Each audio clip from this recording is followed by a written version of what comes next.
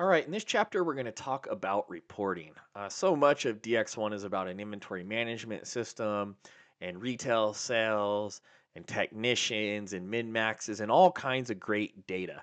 But learning how to do something that with that data is really important.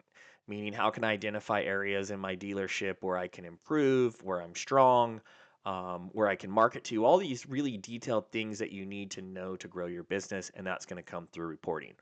So we're going to have three chapters here to cover reporting. The first one we're going to do is basically cover the main functionality of the report program, where to find them, how to navigate around, and some of the specific features. And then we'll have a second chapter where we'll just talk about public reports, kind of point out some of them in each area that might be useful and allow you time to explore. And then we'll have a final chapter that talks about how to use custom reporting. All right, so we're looking for our early access report tiles. We're in the middle of transitioning from one report platform to another.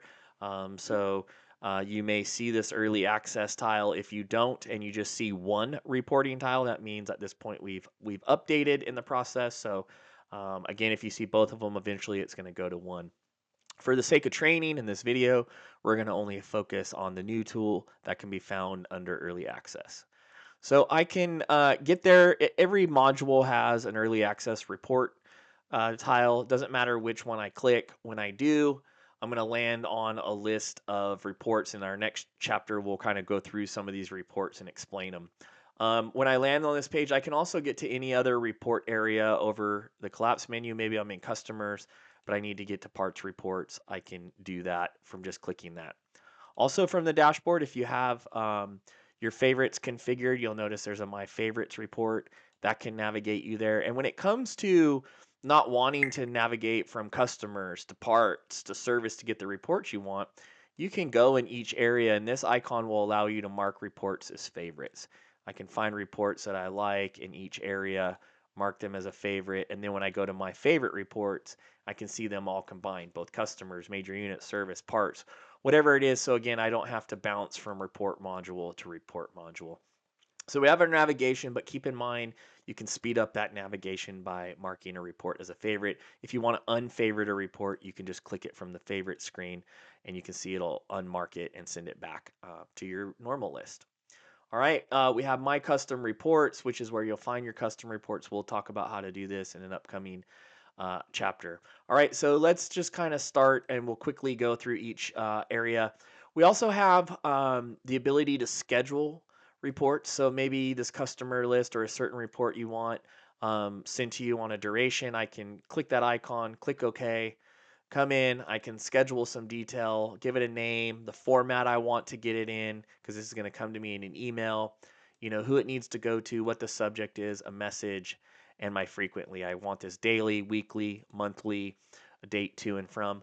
Maybe you work with your some of your vendors or partners that you want to give them access to see what your inventory is so they can help you build orders or find holes. That's an example where you could schedule a report to go to an outside sales rep if you wanted to, maybe monthly, just to give them an idea of what your finishing inventory was, something along those lines. Of course, you can schedule these reports within the dealership. Maybe you want to make sure your sales manager is reviewing a certain type of report daily, weekly, monthly. Again, you can set all that here and set a date range that it's active. So that's a really great tool not to miss. And then our last icon here is to take a existing report and copy it to a new one so that you can edit it. And again, we'll do that in an upcoming chapter. Also note that in each area of reports, doesn't matter, customers, major unit, parts, we do use an indexing system. Here you can see this report is MU-100. In many cases, in each area, the numbers are themed. In this case, 100s are for inventory, reports in the 200s are for sales, and then 300s go into some other areas. And you'll notice that in each area, we do the same thing in parts, inventories, 100s. We have quite a bit of reports there, 200s go into sales, etc. So just kind of keep that in mind. So that's a basic overview of just kind of the functionality for the basic type of reporting you can use. And to view a report, all you got to do is find the report you want. You can click it in a list and it'll open up for you where you can filter and see different parameters or different data based off of the report you're looking for. So that's the overview of how to access reports in DX1 and some of the basic features you can plan to use as you explore and learn reporting.